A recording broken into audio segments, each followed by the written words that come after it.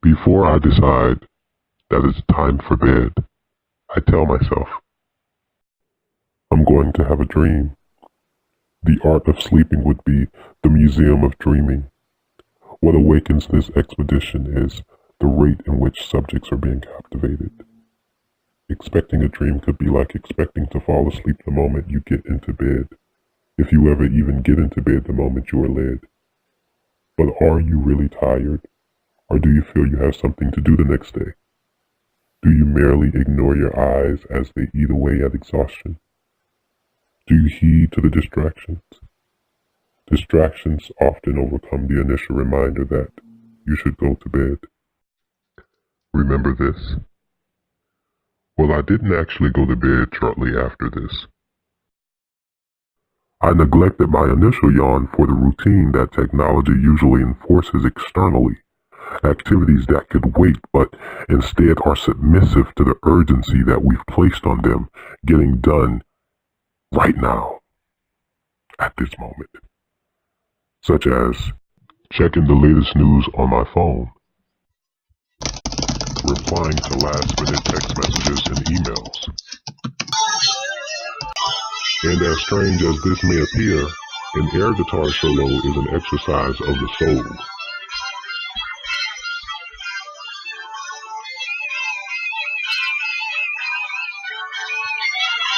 Responding once again to my cell phone, reminding myself of the snacks that I have in the kitchen, also drinking one more glass of water before going to bed. Any or all of those things could serve as a distraction, but if I decided to sleep, the moment my head came down, where would I go?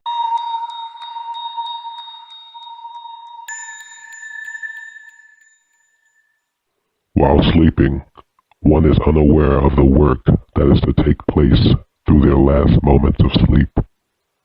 While your eyes are blinking rather vastly, time is going much slower in your dream. You begin to see sculptures and to pantomime bliss. It's beginning to feel lucid, yet there are pockets of usual distractions all around us, begging for our interest. But when we learn to separate ourselves from the noise and vicious cycle of redundancy, we can achieve higher places, something new and something real.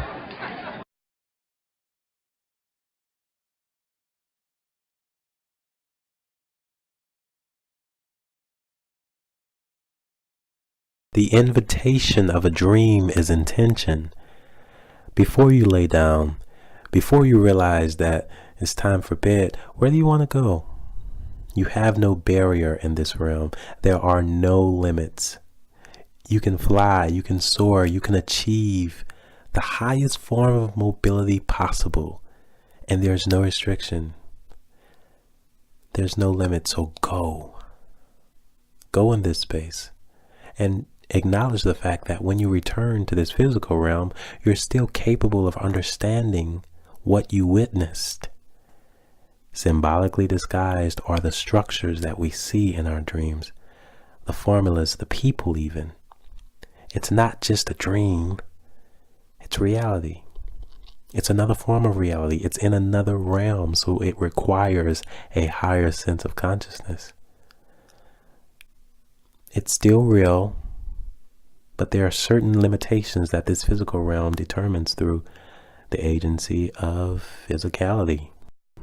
But remember, you are a spirit, and you are never truly limited by the barrier and the weakness of the physical. This physical realm is what allows us to survive. We truly live in a physical realm, but we are a spirit, and so whenever we engage in the physical trauma, remember that the dream and the lucid aspect of the dream is what truly dictates movement. We're not always capable of maneuvering the physical consequences that the dimension allows. We're incapable of flying, really flying and soaring in this physical realm because of what gravity says. But you're capable of doing this in the spirit, and that is what truly is parallel to the physical sense. We're still capable of achieving higher realms. As your eyes blink very rapidly in the dawn of your dream, you realize that the escape of sleep secures access to higher dimensions. There are voices speaking within their own conversation, and you hear them as if they are listening to your own movement. You are now out of your body, and by each affirmation of this, you embark on a deeper experience. You travel faster, your accuracy is sharpened. You can achieve the limitless, breaking each barrier with more gust and consistency.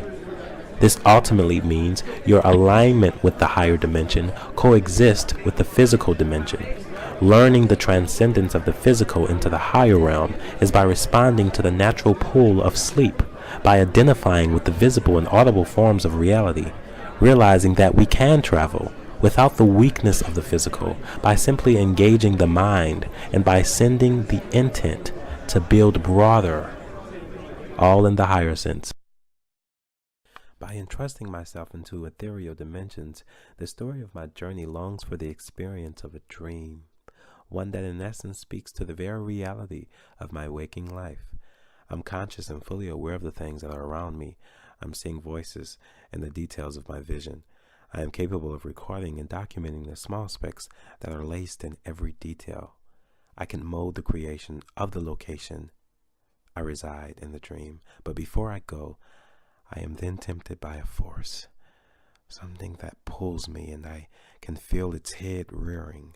I'm beginning to feel like I'm trapped. I want to escape and break free from this nightmare that I'm consciously experiencing.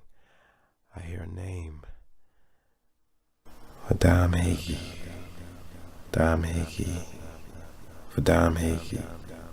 The distortion of color, the gaze of the midnight air, disturbed by no one but engaged to everyone, as mystery takes flight in the arms of oblivion. A trick or thousand is the flame this tongue speaks. To ritualize the actual spell means to memorize the toxic poison. With sudden regard to the anxious interest, are you going to play with me? I can arrest your excitement after I plunge into your thoughts. Fear triumphs with laughter and hope, and is then slaughtered when you taste of my temptation. With brief skill, am I your most clever friend?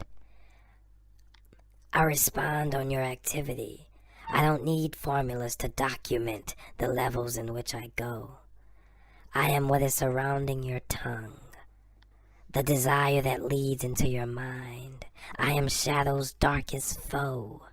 I am the seed of envy worming through your dream to misrepresent the guidance of the light.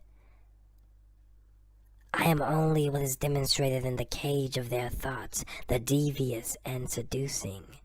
I am Vadam Hagi. I eventually break free from this entanglement, and I am left with pure shock and joy that this experience has ended. Was it a test?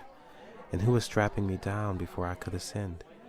I am starting to meet familiar faces and seeing traces of their energies in this dream. Do they mean good, or are they out to keep me from my goals? They are navigating me in the right direction, but they misrepresent what is actually there.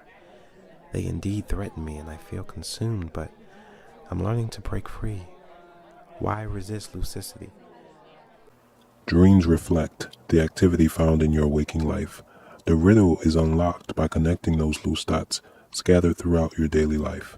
Don't be afraid to intend for a dream and to write down the symbols found. A dream journal is your secret elixir.